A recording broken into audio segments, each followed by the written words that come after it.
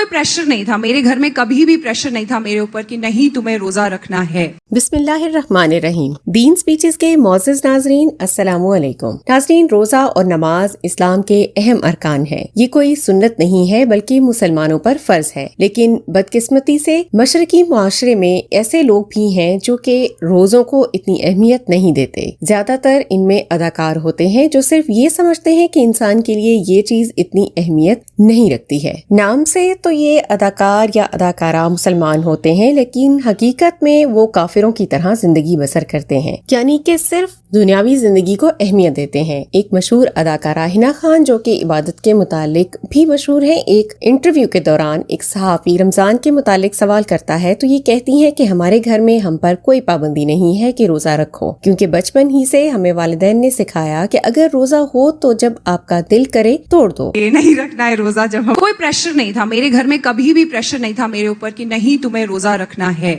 ناظرین, جب گھر میں ان کو یہ سکھایا جاتا ہے تو ظاہر سی بات ہے کہ ان کی نسل اسلام سے دور ہوتی جائے گی. اس کے علاوہ نماز کے متعلق بھی کہا کہ مجھے جب ٹائم ملتا ہے میں نماز پڑھتی ہوں, یعنی 5 وقت کی نماز نہیں پڑھ سکتی. اس سے ظاہر ہوتا ہے کہ یہ لڑکی اپنے باقی کاموں کو نماز سے زیادہ اہمیت دیتی ہے. میں نہیں کہوں گی کہ میں بالکل 5 وقت نمازی ہوں, لیکن جب بھی مجھے موقع ملتا ہے آئی میک شور, جیسے رمضان ہے. اللہ ان تمام نام کے مسلمانوں پر رحم فرمائے, آمین. ابھی آپ کے ساتھ ڈاکٹر ذاکر نائک کی کچھ بیانات شیئر کرتے ہیں اور ان کے نزدیک رمضان کی کیا اہمیت ہے. ڈاکٹر ذاکر نائک نے رمضان کی اہمیت بیان کرتے ہوئے قرآن کا حوالہ دیا کہ اللہ تعالیٰ فرماتا ہے کہ تم لوگوں پر روزے فرض کیے گئے جس طرح تم سے پہلے لوگوں پر فرض کیے گئے تھے. تو اس سے یہ ثابت ہوتا ہے کہ پہلے جو لوگ تھے, چاہے وہ عیسائی ہو یا پھر یہودی, ان پر بھی روزے فرض کر دیے گئے تھے. تو اس سے ہم روزوں کی اہمیت کا اندازہ لگا سکتے ہیں.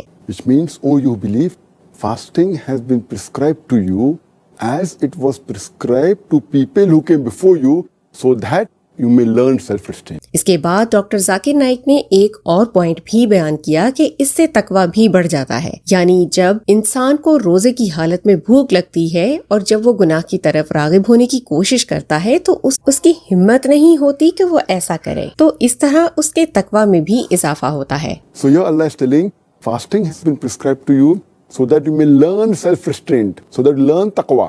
You increase yourself in taqwa, in God consciousness, in righteousness, in piety. انسان کو روزہ اللہ کے قریب لے جاتا ہے. اس کے بعد قرآن کا حوالہ دیتے ہوئے کہا کہ قرآن شریف بھی رمضان کے مہینے میں نازل ہوا تھا اور قرآن ہدایت کا راستہ ہے, اور ساتھ میں یہ بھی فرمایا ہے کہ جو بھی اس مہینے کی گواہی دیتا ہے اسے روزہ رکھ لینا چاہیے. اس کے بعد ایک حدیث کا بھی حوالہ دیا کہ حضور صلی اللہ علیہ وآلہ وسلم فرماتے ہیں کہ اسلام کے بنیاد 5 ارکانوں پر ہے اور ان ارکان میں روزہ ایک رکن ہے. تو اس کا مطلب یہ ہوا کہ اگر رمضان کو نہیں ماننا, روزے نہیں رکھنا, تو وہ پوری طرح مسلمان نہیں ہے اور اسلام کو بھی پوری طرح نہیں مانتا. Our beloved Prophet said that Islam is based on 5 pillars and the 5th is observing Saum, that is fasting. ناظرین, روزے صرف فرض نہیں بلکہ اسلام میں ایک اصول کا کردار ادا کرتے ہیں. اگر ارکان میں شامل ہے تو اہمیت کا اندازہ بھی لگا لیں. اللہ تعالیٰ ہم سب پر رحم فرمائے, آمین. امید کرتے ہیں ڈاکٹر ذاکر نائک کے ان جوابات سے آپ ضرور مطمئن ہوئے ہوں گے. اسی طرح کی ایمان افروز ویڈیوز کے لیے آپ سبسکرائب کیجیے ہمارا چینل دین سپیچز. ہم ملتے ہیں آپ سے اگلے ویڈیو میں. اپنا خیال رکھیے. اللہ حافظ.